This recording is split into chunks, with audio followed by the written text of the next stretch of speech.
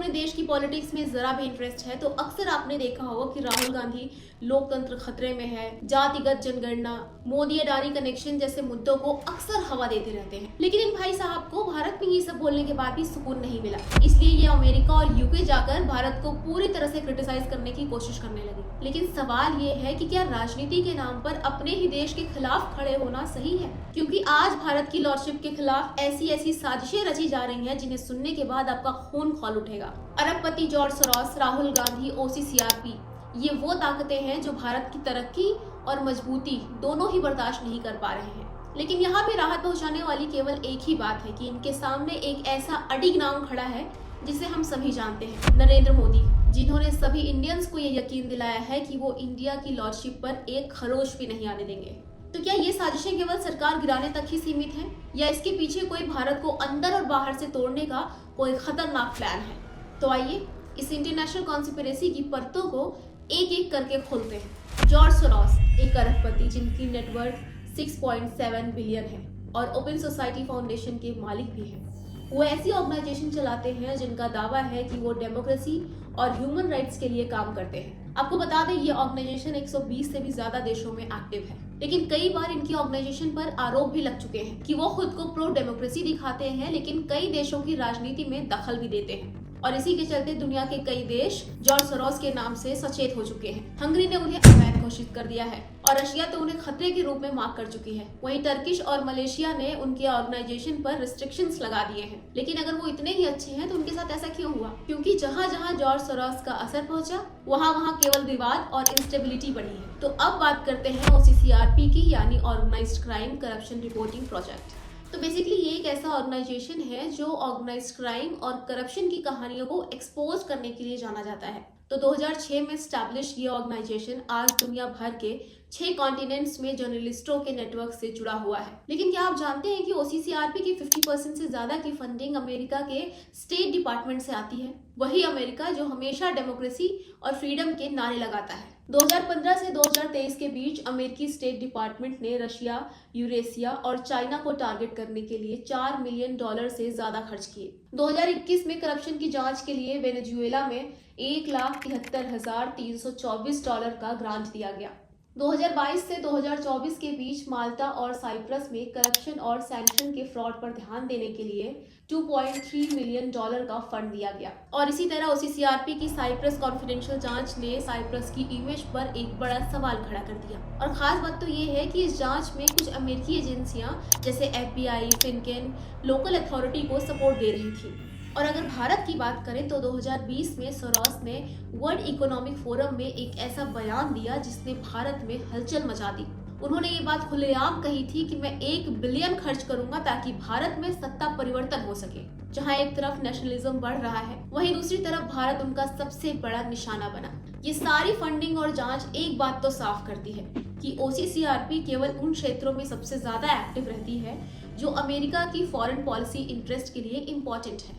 और इन्हें भारत से सपोर्ट करने आते हैं राहुल गांधी। तो इन सब में इनका क्या रोल है? क्या आप लोगों को वाकई ऐसा लगता है कि वो राहुल गांधी जो अक्सर मोदी सरकार पर तीखे वार करते नजर आते हैं वो भारत के हित के लिए काम कर रहे हैं? तो जवाब है नहीं। राहुल गांधी ने कई बार OCCRP रिपोर्ट को सपोर्ट किया है। एक नहीं बल्कि कई बार उन्होंने इस रिपोर्ट्स का इस्तेमाल करके मोदी सरकार पर निशाना साधा है। लेकिन क्या आप जानते हैं कि ये रिपोर्ट्स केवल रिपोर्ट्स नहीं है बल्कि एक बड़े प्लान का हिस्सा है? अगर आप गौर करेंगे तो एक पूरा पैटर्न नजर आता है। 2021 में बजट सेशन से ठीक पहले इंडियन फार्मर्स पर रिपोर्ट रिलीज की जाती है। फिर 19 जुलाई 2021 के मॉनसून सेशन से ठीक पहले पेगासस रिपोर्ट आती है और 2023 के बजट सेशन से ठीक पहले हिंडनबर्ग रिपोर्ट।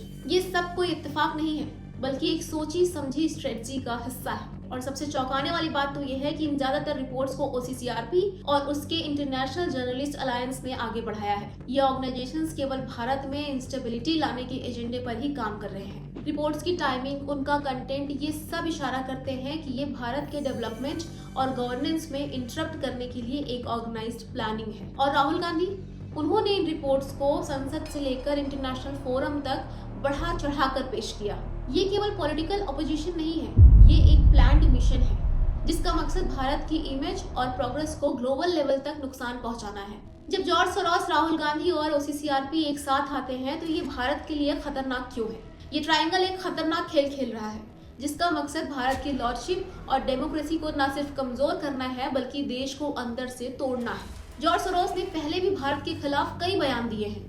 पिछले साल ही 2023 में उन्होंने मोदी और अडानी के रिश्ते पर सवाल उठाया था। उन्होंने खुलेआम कहा था कि अडानी ग्रुप पर लगे आरोपों की वजह से मोदी सरकार की इमेज को नुकसान पहुंच सकता है। ये वही बयान है जो राहुल गांधी ने 31 अगस्त 2023 G20 समिट से ठीक 10 दिन पहले दी थी। उन्होंने एक प्रेस कॉन्फ्रेंस ऑर्गेनाइज की थी जिसमें राहुल ने अडानी ग्रुप के मुद्दे को उठाते हुए प्रधानमंत्री मोदी पर सीधा निशाना साधा था। अब जब दो अलग लोग एक ही बात कर रहे हैं तो ये कोई कोइंसिडेंट तो है नहीं, बल्कि ये दोनों के बीच की एक गहरी साजिश है। सिर्फ इतना ही नहीं, 2021 में ब्राजील ने इंडियन कोवैक्सीन का ऑर्डर कैंसिल कर दिया, लेकिन इस खबर पर उतना ज्यादा ध्यान नहीं दिया गया। फिर 1 जुलाई 2021 को OCCRP ने इसी खबर को अपनी रिपोर्ट में पब्लिश कर दी और जैसे ही ये रिपोर्ट सामने आई, राहुल गांधी ने बिना देरी किए इस खबर को एक बड़ा मुद्दा बना दिया। जब पूरी दुनिया भारत पर वैक्सीन सप्लाई के लिए डिपेंडेंट थी, उस समय भारत की इमेज को खराब करने की यह गंदी कोशिश क्यों की गई? अब ये तो कहीं से पॉलिटिक्स नहीं थी, ये तो एक प्लान अटेम्प्ट था ताकि भारत की रेपुटेशन को नुकसान पहुंचाया जा सके। राहुल गांधी ने ब्राजील के साथ कोवैक्सीन डील पर सवाल खड़े किए और भारत सरकार पर सीधे हमले किए। एक पल के लिए मान लेते हैं कि राहुल गांधी ने उस वक्त सही किया, लेकिन फिर वो 1 महीने तक इस मुद्दे पर चुप क्यों थे? और OCCRP की रिपोर्ट आने के बाद वो अचानक से अवेयर कैसे हो गए? क्लियरली ये ट्रायंगल भारत के डेवलपमेंट के खिलाफ खड़ा हो गया है। इनकी नजरें केवल एक ही चीज पे हैं, भारत को कमजोर करना। लेकिन अब घबराइए मत, हमारा देश फिलहाल सुरक्षित हाथों में है। मोदी जी ने हमेशा भारत के डेवलपमेंट और लॉर्डशिप की रक्षा के लिए स्ट्रगल किया है। ये मोदी सरकार ही है जिसने पाकिस्तान द्वारा लगातार किए जा रहे हमलों का जवाब सर्जिकल स्ट्राइक से दिया। ये मोदी सरकार ही थी जिसने कश्मीर में आर्टिकल 370 को खत्म किया और ये मोदी सरकार ही है जिसने पूरी दुनिया में भारत की ताकत को एक नया मुकाम दिलाया। ये एक नया भारत है जिसने मोदी की लीडरशिप में अमेजिंग प्रोग्रेस की है, जहां देश की GDP 1.8 ट्रिलियन डॉलर से बढ़कर 3.5 ट्रिलियन डॉलर हो गई है और अब भारत दुनिया की 5वीं सबसे बड़ी अर्थव्यवस्था बन चुका है। और यही देश मोदी विजन में मेक इन इंडिया और आत्मनिर्भर भारत जैसी पहल के साथ भारत को ग्लोबल पावर बनाने की दिशा में है। लेकिन फिर भी कुछ लोगों को ये पसंद नहीं आ रहा है, जैसे जॉर्ज सोरोस, राहुल गांधी, जो देश के नाम पर केवल एक कलंक बन गए हैं। तो अब सवाल है कि क्या हम भारत की ताकत और स्वतंत्रता को बचाने के लिए एकजुट होंगे? क्या मोदी सरकार इन विदेशी साजिशों के खिलाफ भारत की रक्षा कर पाएगी या फिर ये त्रिकोण भारत को कमजोर बना देगा? ये समय है जब हमें अपनी आवाज उठानी होगी और ये तय करना होगा कि हम भारत की ताकत और लॉर्डशिप को किसी भी साजिश से बचा सके। तो अगर आप भी हमारे देश को कमजोर बनाने वाली इन साजिशों के बारे में यही सोचते हैं तो मेरी वीडियो को लाइक शेयर करने के बाद मेरे चैनल को सब्सक्राइब करना ना भूलें, ताकि हम एकजुट होकर इंडिया के फ्यूचर के लिए लड़ सकें। धन्यवाद।